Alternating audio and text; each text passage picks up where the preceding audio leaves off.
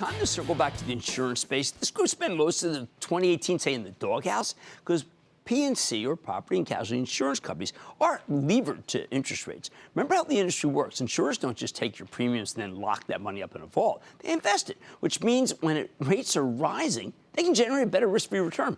That means the insurance stocks did go out of style when the yield on the benchmark 10-year Treasury started falling early this year. But now that yield on the 10-year is climbing again, the group has gotten a whole new lease on life. Plus, pricing had been very competitive here. It now seems to have gotten less cutthroat. Take Chubb Limited, the insurance company created by the merger of the old Chubb with Ace Limited back in 2016. At the end of June, the stock was down 13% for the year. Since then, it's rallied more than 10% just in July alone.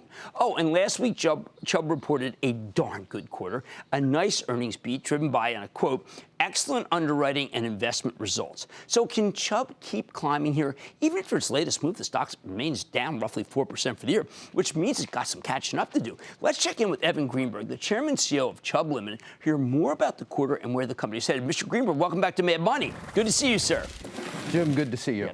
Now, I have to tell you, I know that rates are important, but for your company, but I see every single line, with the exception of just small niggling things, you got price.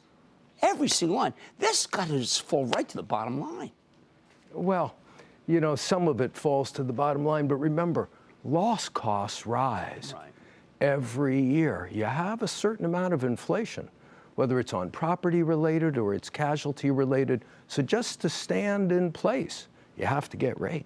But you are generating a lot of cash, and I know these analysts are all trying to figure out whether you're going to do another big deal. It sounds like you want to use the cash to be able to expand around the world, and that's a pretty good business. We have operations in 54 countries around the world, and if you look at this quarter, which I think is evidence of our future, we're firing on all cylinders.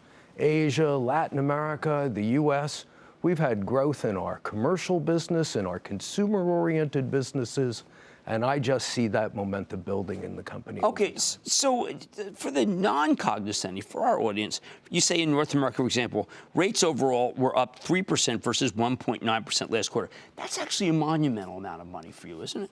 Well, I don't think it's monumental. When you imagine that loss costs are rising anywhere between 4% and 6%. So, you know, that's you're still not keeping pace with loss costs, but it's better than it has been. Okay. And by the way, for the last number of years, rates have been going down. Right, that's what I'm looking at an inflection point. Well, that's the point. And so rates have been going down on one hand, and on the other hand, you have inflation. So, you know, you do need price increase to maintain a healthy, risk-adjusted return. I think a lot of our viewers think, look, I haven't had anything go up in value. Where is the inflation in the system that you see? Well, it's on the liability side. Imagine mergers and acquisitions, liability, directors and officers liability. Almost every single merger or acquisition has a shareholder suit. And by the way, most of them, around 80% of them, no money goes to the shareholders. It goes to the trial bar. Now you have inflation there. Most liability, you see the loss costs rising. And then, by the way, in property, whether it's the cost of repairs, the cost of parts, the cost of labor, of materials, costs are rising. Okay, now one thing that you're doing both to combat costs and also because you've been the visionary in the industry. You're digiting. You're finally getting digitized. It seemed like the industry itself was just ledgers. What does it mean? Because you emphasize what it means to spend that money on digital. You know, we spend over $1 billion a year on technology. And let's imagine this. I see it differently. We're in a world that's going from analog to digital. Everything is. If you remain analog, you're history.